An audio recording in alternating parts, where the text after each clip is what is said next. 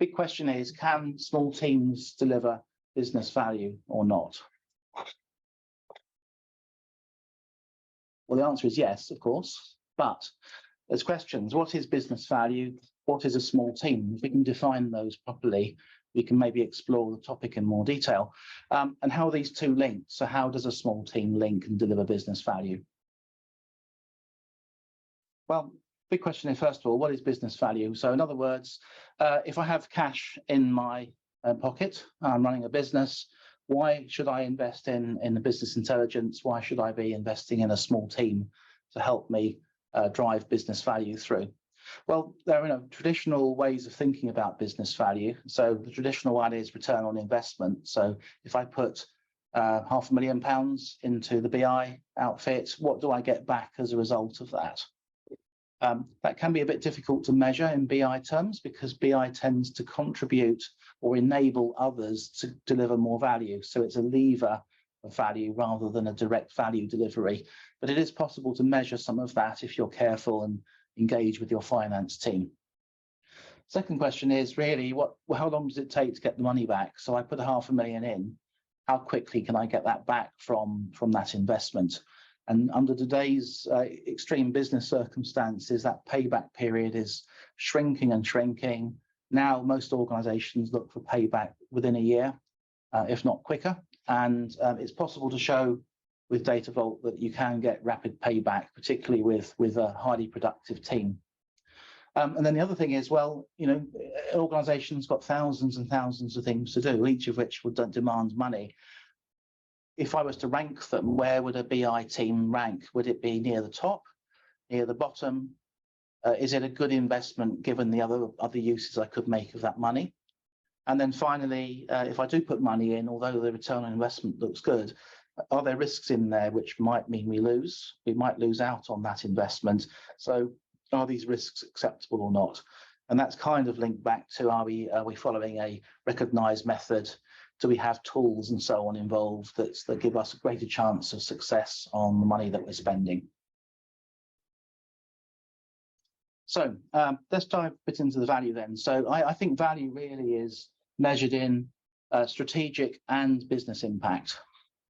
So strategic is higher order goals for the business. Are we driving the strategy forward, helping the strategy? Business impacts about the day-to-day running and operations of the business, and have we delivered benefits from that area? And if you look at business impact, we'll do business impact first. There are really three types of benefit from business impact. You can improve revenue, you can avoid costs, business costs, or improve service for customers. But at the bottom there is compliance. It's stuff you have to do. You should be doing at sort of a minimal cost to the business. It's a means of doing business. So what does BI do on improving revenue? Well, you can provide things like sales analysis, the basket analysis of goods purchased, information on customer behavior, derive some segmentation out, or possibly even monetize the data. So if you have data that could be valuable to other companies, you could possibly sell it.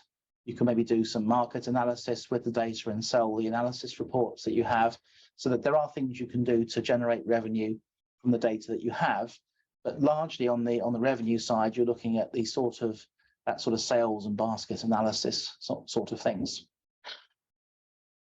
On avoiding costs, well, this is looking at the internal efficiency of your organization. So we're looking to identify waste or to measure or expose waste to management so that they get a chance to reduce it and see what the effects are of what they're working.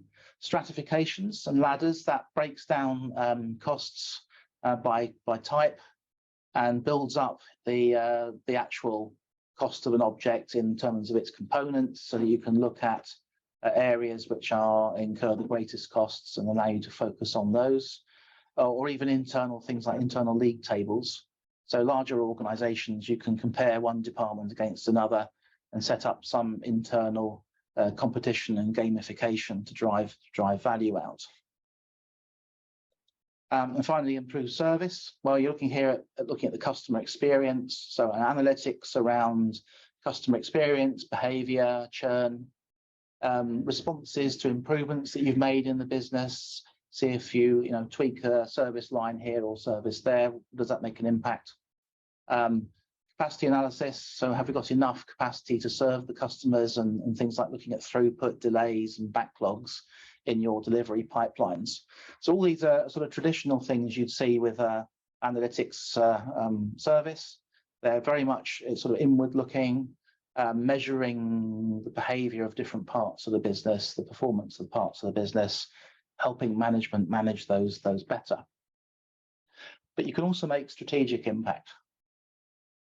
So here we have a business strategy on the left, there's business performance on the right, and the strategy is trying to drive improvements in business performance. Maybe it's trying to improve sales by a certain amount, or improve margins, or open new areas, or introduce new products, or whatever that strategy is.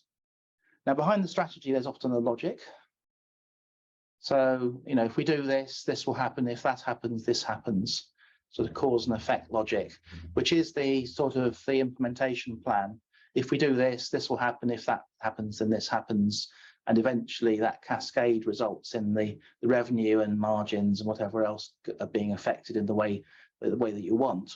And very often these strategies, they're written out in large documents, number of slides produced about how things are going to improve and what we need to do.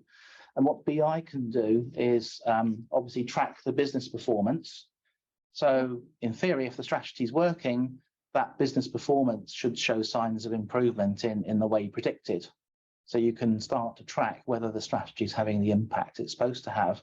But you can also, with strategy, you can start measuring the logic here. So if this happens, we expect this. If this happens, we expect that. You can start to show changes that have been made by the strategy and the impact of those changes, and whether or not the consequential logic is correct or not in terms of the impacts that you're trying to make, and that way get early visibility on whether the strategy is working or not. Okay, so strategic work, business improvement work, those are the sorts of impacts that we're trying to make from our BI implementation. So if we go into the BI team itself, how are they delivering value to our organization?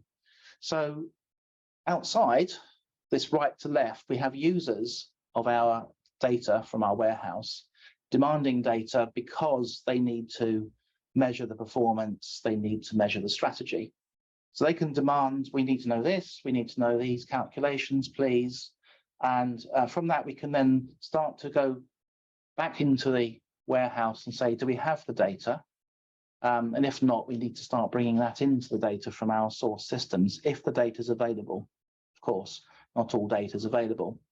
So we should be building out our warehouse to meet user needs, and we should be building it out in an agile way so that we are delivering the needs in small increments, full left to right, full end-to-end delivery process in place, so that the business can get on and use the data and use it for the business advantage it's designed for.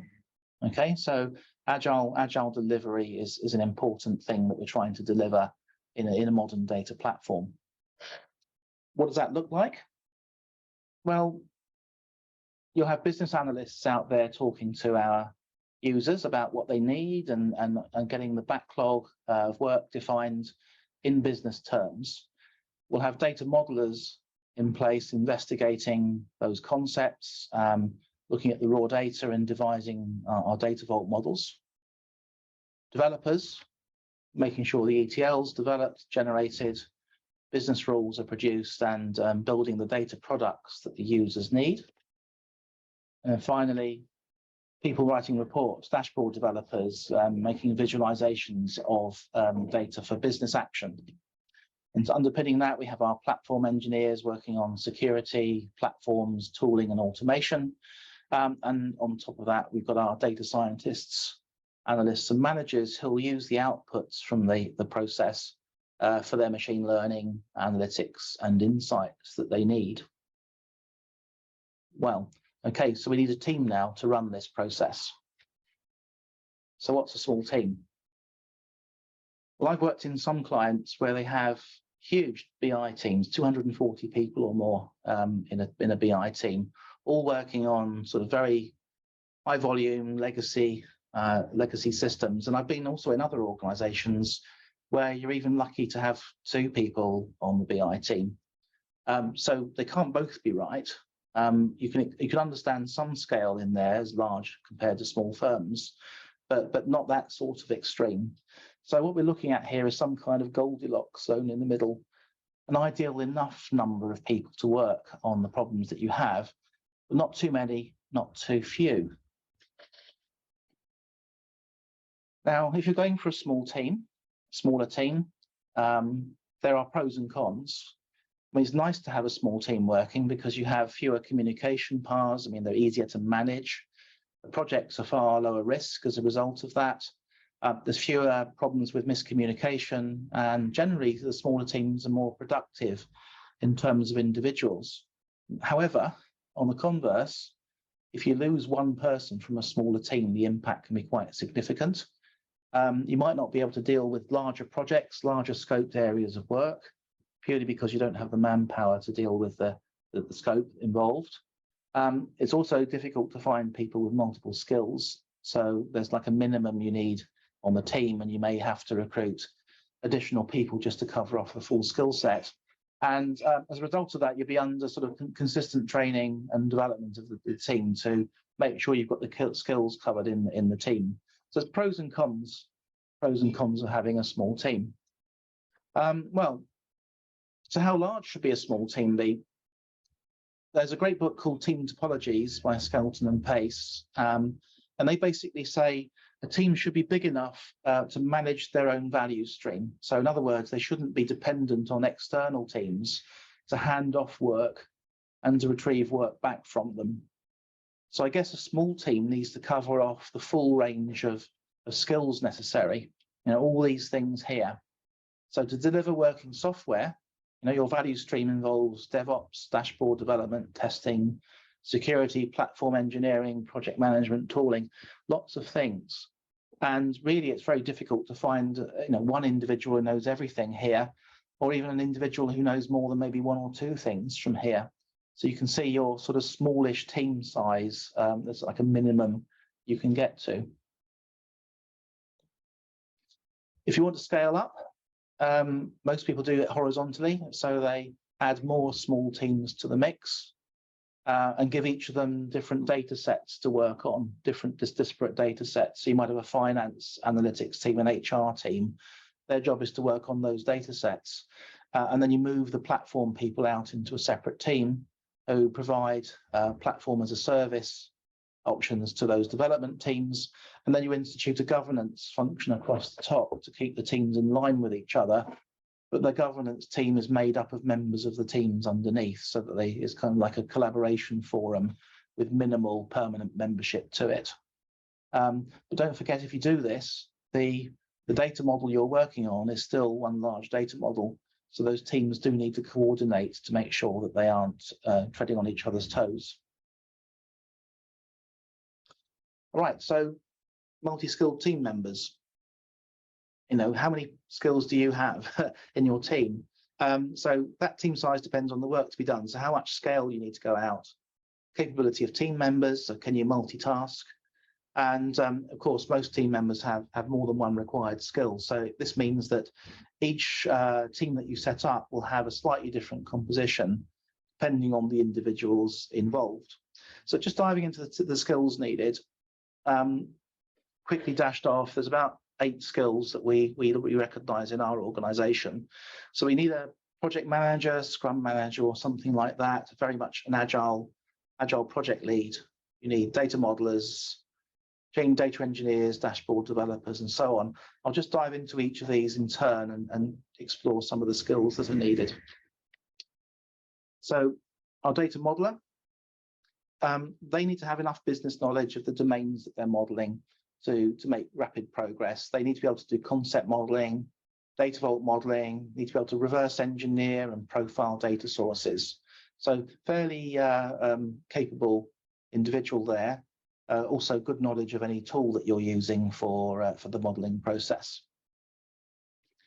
Your data engineers, they need to be into SQL, ETL writing, generation, orchestration, understanding how jobs are orchestrated in a data warehouse, and testing to make sure that the code they're producing is functional. Your platform engineer, they're into the cloud, so they're with AWS, Azure, or GCP if you're into Google, probably working with Terraform, Teratest, or Pulumi. Security, very familiar with the security aspects of what they're working with, and also engineering some DevOps pipelines to support the automation. Your project manager needs to be agile aware, Scrum Master probably, familiar with a DevOps tool that you're using so that they can drive it properly, very good at communication, facilitation, and problem solving. Dashboard developers, they'll need SQL, the technologies that they're using for the dashboard writing, able to test what they're doing, and very good understanding of human factors ergonomics so that they can lay out the screens, the data that they're producing in a way that encourages people to act the way they're supposed to when they see data. Got business analysts, they're out there talking to your users, so they need to know the business well. They need to be able to get requirements out from people, manage them properly, version control them. Some modeling involved, maybe process modeling, early sketches on data modeling as they get the requirements ready, and very good at facilitation and communication. A couple more to go. You've got your change manager, and not everyone has these on their projects, but if you're going to embed data behaviors in your organization, it's all very well building the system, but you do need to encourage people to change. And the change manager's job is to encourage users to use the system properly. So they need business knowledge, they need to be able to analyze stakeholders and manage them. And they also need to be good at teaching, instruction, communication, and facilitation to allow them to make the impact that they need to. And lastly, an operations manager, they're very busy. They'll be running the system in production. So they're dealing with customers, they're troubleshooting, they're managing the data products, they're version controlling and deploying new code when it arrives, implementing processes to manage the services that they offer the business, and putting everything under continuous improvement. So a very busy individual here. Okay, so that's quite a lot of skills that you need to make up your team. You now need to be able to look at performance. So if you've got that team working at scale, you do need tooling to support them. You need to be able to manage the data model, version control it, and collaboration and code generation is important. And the tools give you the need, or provide that need to support that need. So remember, so great power comes great responsibility. So tools are exactly the same thing. Any tools that you invest in are very powerful. If your team doesn't know what they're doing, they're very likely to cause a lot of damage very quickly, because you can do that. You can point things, model things incorrectly, generate code, cause all kinds of problems. So you should really try to get your processes and your architecture right as you're considering a tool, evaluating a tool. Get help to get them right. And remember, garbage in, garbage out still applies at tool level, not just at programming level. And as far as this is, some maths goes, well, if you've got a small team with tooling, you can deliver a significant productivity gain. And I'm not joking here, but I say I have seen 500% improvements in productivity, one person doing what 5 people used to do in with the legacy system. And if you can get a productive team and focus them on the business properly, then that's going to give you significant business benefit. So that's my introduction piece. Has anyone got any questions would like to ask? Please put them in the chat, or you can speak if you want to. Yeah, Naresh here. So basically, recently, like few years back, or maybe few months back, I read an article like, is data modeling dead, right? And I'm anyways working as a data modeler. So what's your take on that? Because I'm going through a lot of videos and a lot of trainings, or maybe a lot of stuff, right? So like as you are showing the data vault builder, right? It's a data modeling tool. So how do you like consider a data modeler's future, or maybe what's your take on that role? Like, Okay. as I could see in your small team, a data modeler is playing a very significant role, right? Absolutely, So your absolutely, expert yes. advice. That's right. So Peter will cover off some of this in his section.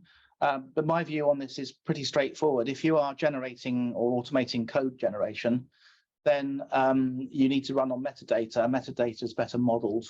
You get a much better perspective of what it is you're working with when you can see a two-dimensional representation of the data.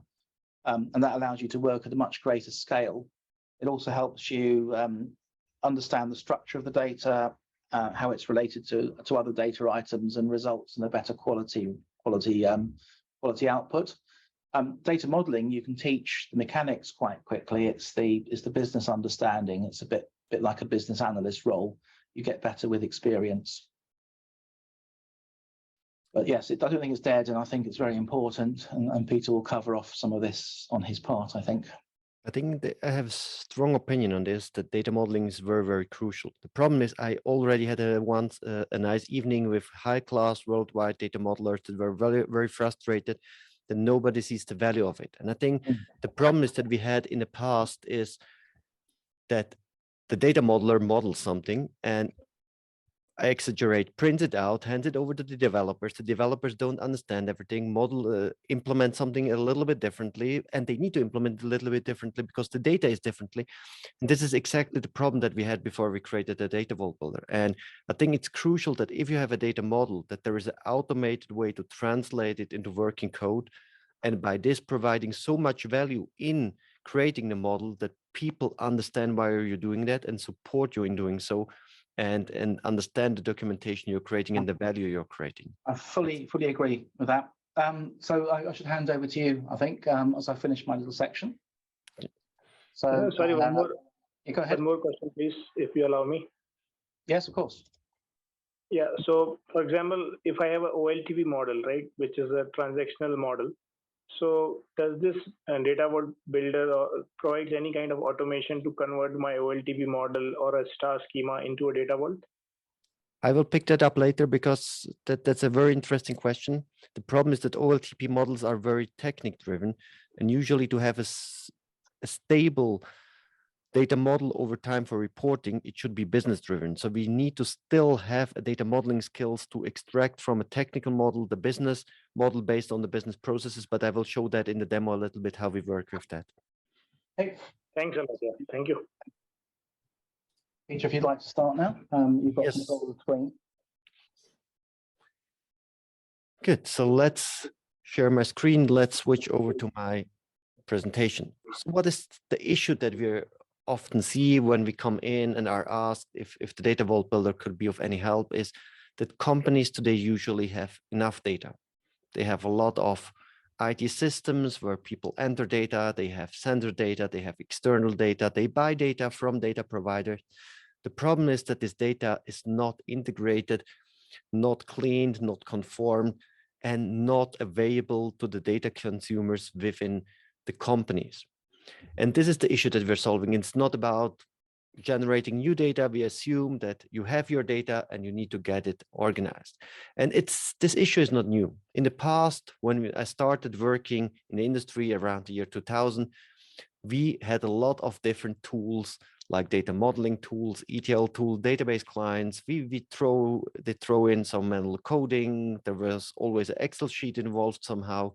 We used pattern generators for specific patterns like historization of data. There was deployment involved in special tools.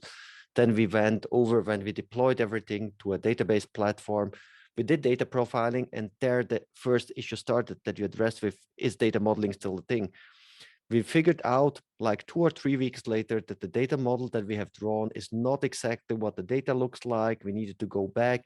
And there is where the people came back from the business and were saying, you're too slow, you're not producing enough value in short enough time. And at the end, somebody needed to manually write the documentation and maybe generate by extracting the code from the different ETL tools, the data lineage. And in fact, and this is what Neil was showing in his presentation, all these functions that are covered by these tools that we have here are still present today. But the point is that you usually, if you're talking about small data teams, you don't have the 10 different IT experts that everybody can specialize in one single tool. And this is exactly what is the target. The target is to replace all these different tools to achieve better quality, at the same time lower risk, and deliver faster time to insights. And these are 3 targets. Usually you can achieve 2 of them and you miss on the third one, or you take 2 others and you miss on the other one.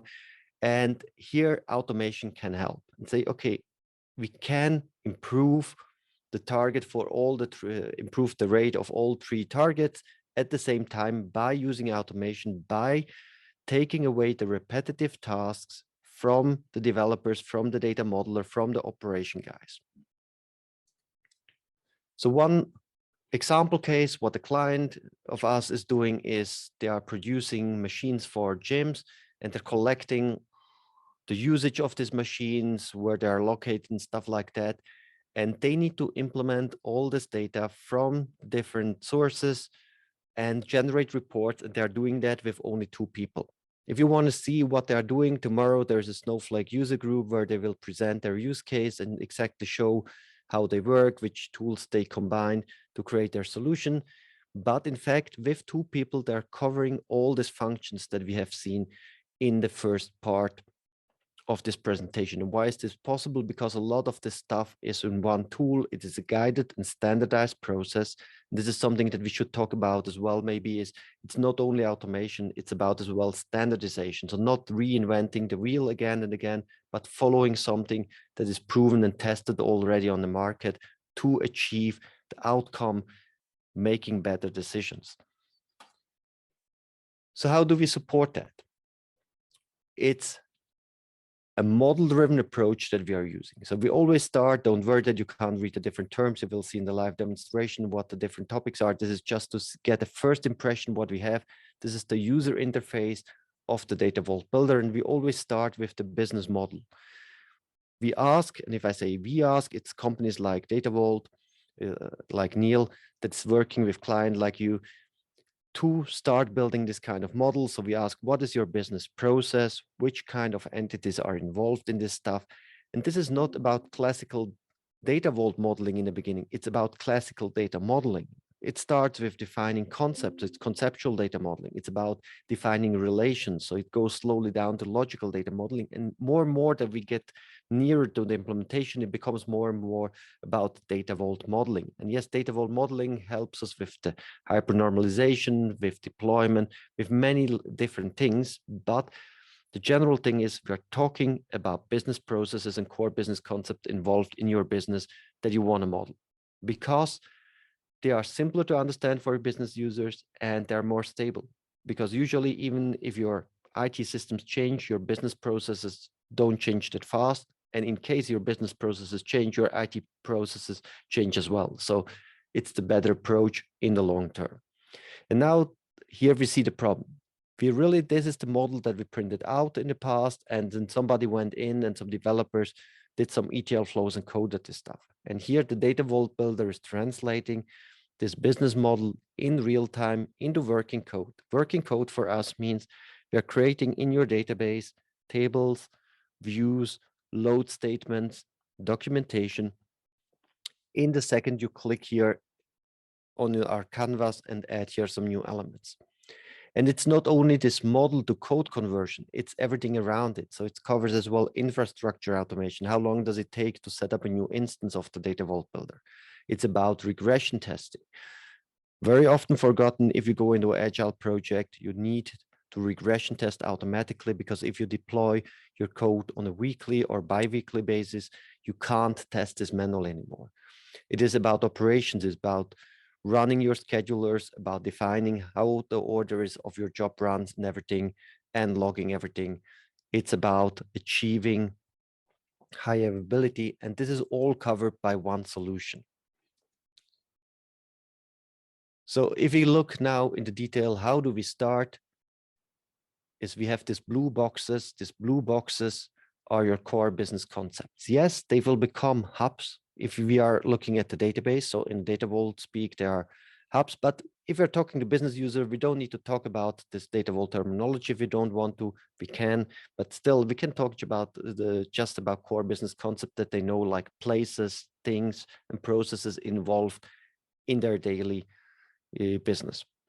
We have then the lines between the objects. They represent relations in a classical data modeling approach. In the data vault language, they become links. And if you maybe heard about data vault, this links become separate table objects in the database, but here in the data model, we represent a relation that will be then abstracted on the database as a single table. We have here our bigger colorful bubbles. They are subject areas grouping together different core business concepts, because we have clients with several hundred of core business concepts in their data warehouse, and to group this stuff together in subject areas, or sometimes referred in data mesh realm as well as data domains, we have this colorful bubbles for data modeling. We have here already a small dot which represents a so-called satellite. There will be attributes describing this concept. So here the concept itself is identified by a key later on, and we have here the attributes or context describing this key, and here the historization happens. And this simple representation helps us that we can bring IT and business people together. And in our opinion, there are two important reasons to do so. The first thing is to get the knowledge of the business people to build a better data warehouse. And the second thing is to involve them very early, that they understand what they will receive. Because I once worked on a project that built probably the perfect data warehouse, but nobody was using it at the end because the business users never understood where the data is coming from, what the benefit for them is. So they still use their Excel sheets because they had this not invented here syndrome. And for the backend people, it reduces your time to market or time to insight. So how long does it take if you get a new requirement until you can deliver data to your data consumers? So which kind of layers does Data Vault Builder cover? We have already looked here at the central data model, which is in a normalized format. Even it's hyper normalized as it's a data vault format then here on the database layer. And this is generated automatically. And this is two ways. So if something changes in the implementation at the database level, automatically the data model gets updated as well. Additionally, we get the staging layer. So we have built-in connectors to connect to different JDBC data sources, to connect through gRPC to Python, to connect through Trino to things like Kafka, NoSQL data sources like Parquet or Iceberg files. We can connect to flat files, REST APIs, and as well to through the Theobald connector to SAP. So the data is getting staged here into the database by the Data Vault Builder.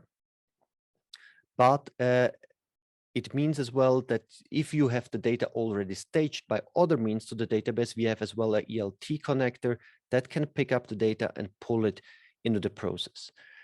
The connection between staging and the Data Vault layer is by using the business key. So we will define a business key, and then the loads from the staging area into the hubs, the links, and the satellite will be created completely automatic. So if you have loaded everything, what happens? And here we have one of the downsides of Data Vault modeling. We have more tables here in our database than we would have with maybe classical third normal form modeling. So we need to denormalize it to some level as well. If we want to go in a Kimball representation with dimensional modeling, we anyway want to denormalize it, even if it would be third normal form. So here we have a visual module that can bring data together and output it either dimensional, used in many cases. That's why we call the module that way. But as well, if you want to output third normal form, if you have a sub-business object or Cognos reporting platform, or if you want to have flat tables for your data scientists, or create data products for your data mesh implementation, that's perfectly fine. You can define it here visually, and the code will be created. This layer in the first version is virtual, so it is just creating views in your database. On top of it, you can put in virtual rules, define different rules like conforming stuff, looking up values, aggregations, and then you can output the data directly. This is very fast, very agile. But it can be for two reasons that you want to materialize this kind of calculations. One is for performance reasons, so you can write back stuff to the business vault, or for auditability reasons, if you need to prove at which point in time you did calculate which result. And as the data vault builders from the staging layer downstream ELT tool, it runs on top of a database that we support, which can be Snowflake, Exasol, Oracle, Synapse, SQL Server in all its variant on-prem and in the cloud, or Postgres. And this year is as well BigQuery on the development pipeline coming until end of the year. So which kind of modules do we cover, and what can I show you in the live demonstration? What can't I show?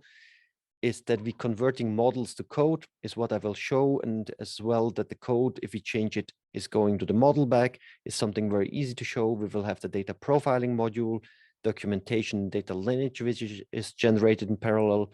What I will not show you is infrastructure setup. Before we started this webinar, it took me about 2 minutes to just run a script which starts up the data vault builder software, which is Docker based. So you don't need to install it. You just need to start it up. It can run on a Linux server. It can run in the cloud on Azure or on Amazon AWS, or it can run on a Windows PC, like it ran even on my presentation PC. I have a version of the data vault builder running. Then what we will not look at are the testing APIs. We have REST APIs for everything. And so as well for regression testing. Deployment is built in, and I did use the deployment module to connect to my Git repository and load the defined model state, because we don't have the time to create a model, but I can just show you how it looks like in the tool and how we connect it to data. If you get tired of deploying stuff manually, no problem. There as well are REST APIs for that, so you can automate your deployments as well. Operations is built in, so you have a built-in scheduler. Logging is automated. Metadata is exposed automatically. And if you want to integrate it into your infrastructure and you have maybe some external schedulers, that's perfectly fine. We have REST APIs for that as well. And the last point is, if you want to achieve high availability, we can show you through different patterns how to achieve that. We are in the process of getting Data Vault 2.0 certified, so we are using already hash keys and the standard approaches, but until end of the year, we plan to be as well officially certified. If you want to see how we compare to other tools in this sector, you can download on our webpage our bar comparison, which shows you that our clients are the happiest, they have the highest recommendation rate, they value our support quality, and that what I'm very proud of, because this is the main target of the tool, is we have a very fast time to market. So how long does it take when you have a new requirement until you can deliver production ready code and data output to your consumers? So what is different than other tools, and why is it working that fast if we say that we have a short time to market? In classical automation approaches, you're modeling with a tool. Maybe you already used Power Designer, Irwin, or something similar, or any other automation tool. You always work against the repository. A repository can be files, it can be a database, it can be some Access file, but still you don't implement it in real time. At some point you click the button, it uses some templates and it generates everything in your database, like structures, load statements, maybe ETL flows. And this works in the beginning, but we had it so often before we had the Data Vault Builder that at some point a developer goes in and changes the code and doesn't change the model. And here we go back to the question, is modeling of any value? In that case, it is not anymore, because in that case, you have a model that is disconnected of your implementation. So people will recognize that this model is not current anymore, and they will distrust it, and it will get worse and worse. More and more people start implementing stuff directly in the database. And this is why we have removed in the Data Vault Builder the repository. If you work in the Data Vault Builder in real time, it's implementing the stuff in the database. If you change your implementation, it gets synced back into the Data Vault Builder and your model is updated. And by this, we're creating trust that the model you see is directly connected to the implementation. So if you have an audit at any point in time, you're sure that these two things are matching. Don't worry, we are not doing this on your production system. You're doing this on your development machine or even in your sandbox. This means that assuming you're adding here a core business concept, which will generate a hub. In the same second, the hub table is created in the database. All the metadata is attached directly as comment to the object. So it doesn't matter if you work in the tool or at the database level, you always see the exactly same information. So instead of going through the different development step one by one and then returning weeks or maybe days, or if you're already partially automated hours later, we go down to seconds, and we can now directly after every step test if the stuff is working out. The second thing that we do differently is we are assuming that we need to update the physical implementation of your data warehouse over time, because maybe in the past we had new versions of SQL Server every year. So you needed to include some new indexes. So you wrote manually your new patterns, you updated your existing physical implementation. And this is what the Data Vault Builder covers. We deliver you already the patterns to generate newer versions of your implementation. And we deliver you as well the update scripts to update your existing physical implementation to the newest versions. We have clients that started back in 2012 with the first SQL Server version. They're still able to upgrade to the newest Data Vault Builder version because we send them constant updates over time. And why is that possible? Because we're based on standards. It usually doesn't matter where hot and where cold water is, as long as you know how it is and it's well documented. And this is why the British invented a standard for that. And nearly everywhere on the world, the hot water is on the left side. And if you ever seen a water tap where it's not like this, you will burn your hands. And the standards we're based on is Data Vault modeling. In the core, for the output, you can do whatever you like. And we have a very strict technical naming. So like a hub is always called with the same technical prefix. Like that, you don't need to write documentation, and you will find on any installation of the Data Vault Builder exactly what a hub is. And you're completely free to use whatever business names you want, or whatever business rules you need to represent in the Data Vault Builder, because your business is probably different than any other business. So why are we doing that? Saving time, but as well reducing risk. And what many people don't see is reducing maintenance costs over time, because by using standards, by being based on Data Vault, we covered already many pitfalls that you would walk in if you start creating stuff manually. And the last thing I want to talk about is agility. So if we have different features represented as cars, can I take a feature that I started developing later than Neil that started already last week working on a feature? Can I deploy it earlier? That's possible because we support in the Data Vault Builder a fully Git flow-based process. So you can take any Git-based systems and automate this kind of deployments, but I will not go into details of this. So let's jump into a very, very short live demonstration to see how the Data Vault Builder looks like. So we have here our main canvas where we have the business model represented. And this business model that I loaded now from my Git repository is about the flight industry. It's about the ground handler serving flights at the airport. So we talked to their business development team, and they explained us that the flight is the first thing they want to model because they are earning money by servicing flights. So we added here this concept of the flight in the tool here. And in the same second, the hub table flight was created. Then we added more and more elements to qualify the flight. And we had our conceptual model. Adding here an element is very simple. We just need to give it a name. And we group it usually into a subject area. And that's everything it takes. Now, in the same second, I clicked already this hub was created in the database. We can query this hub, and we see now what standardization means. That we have 4 columns is given by the Data Vault standard, that it's called _h for the hash key and _bk for the business key is given by the Data Vault Builder standardization approach. But you can call it cars or whatever, buses, whatever you like to represent of your business. After we have completed this model-driven exercise, and here it's important, and this is maybe as well, sorry if I'm getting back to the question, is data modeling of any value? In the past, when I started, we tried to do like the perfect enterprise data model. It took us months. I think my first data model took about 9 months to be created. And in the moment we started implementing, it was already old.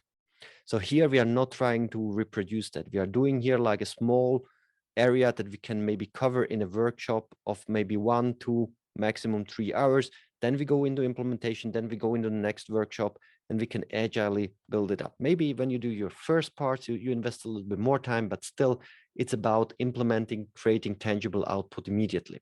So let's assume this model that was created in about 2.5 hours has about 25 different entities and represented in a very, very simple fashion that the business users understand it. Now, let's stage our data. And here I already imported some source connections from my Git repository. I could create here some more connections. We have different connectors built in that we can select from and pull in the data. So I select here that I want to just import some transaction data about flights. As it's a CSV source, we don't get any data types, but we could change it directly during staging or while loading in the satellite. We can give it different names, add descriptions. And I'm skipping a lot of stuff here in this short demo, like delta loading, like CDC loading, subsetting. And here we see again the benefit of direct implementation. So in this second I click, it creates the target table in the database. It creates the ETL flow in that case because it's external data, and it starts loading. And at the same time, it added it to data lineage, to operations, to documentation. This is exactly what Neil was referring to in the beginning. You need to somehow automate all these functions. Otherwise, you get crazy because you still in a small team need to cover all these functions. So the next step is that we go into is have a short look at the data. So in the data profiling, we can visualize which kind of data we have staged. We see how the value distribution is. Maybe I see already some problems, and we can talk back to the business user. Let me check the chat. I go back to the question in a second. And now we need to connect the data with the model, and we do this by defining the business key.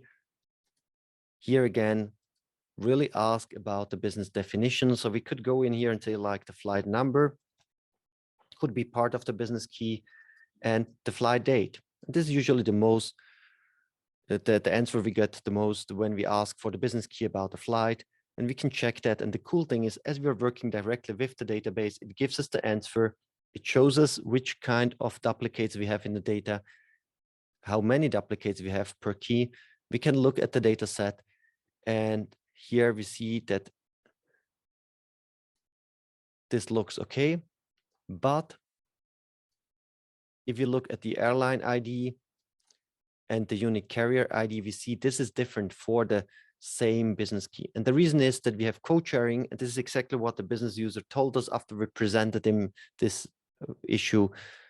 Again, there's another issue, and this is what I mean with the small iteration. So we don't need to wait until to fail in 1 week. We fail immediately, and it's not good to fail, but if we fail, to fail immediately and correct this kind of errors. And here we see that the origin city is another problem. So there are some airlines reusing the flight number on the same date if we don't value the origin of the flight. And now when we have this, I'm skipping here a lot of options again. Now the tool can create a hub load, it can create a satellite, it can create a satellite load. Now one question is, standardized code could be not the optimal code to do something. This is correct. Sometimes you know more about the data than we can do, and you could optimize your code. And we allow this partially by, like, if you know how to partition your tables or stuff like that physically on your database, because you know exactly how the data comes in, you can do that. We accept this kind of changes as long as you manage them, that's fine. We are taking care of the basic things that we know very much and that we test a lot. We have several thousand of regression tests running it through. So usually we have already very good code, but it can happen that if you have a better IDE, you can write to us, we put it through our regression test, we give you an answer and say, yes, maybe this change that you propose is better than maybe speeding up writing of about 5%, but it slows down reading for 10%. So there's as well some kind of balancing in it. And we try to get as much feedback as we can, learn as much as we can, and we're constantly improving the patterns that we're generating. but all of the patterns that we generate are completely open to you. So you can look into the log files, you will see it, you can test it. And if you have a better idea, we're very, very open to discuss that. But honestly, about 90% of proposals we need to turn down because they are not really better. They're just a little bit different. And in some cases, they could cause problems. Good. So I skip now the next part of creating interfaces, but that you get a basic idea of the first 3 steps: creating the model, staging the data, connecting it with the data. The next step would be then just to create an interface, which is as well visual. So let's do that as last thing. And then I would end and enter the question section. So we can now select just the columns we want to do. And as this layer is virtual, it will show the data immediately. In case we would have loaded it, and you see that this is a live demo, so it is nothing recorded. I need to press the button to load the data. And if we return now back here, a few seconds later, I should get output.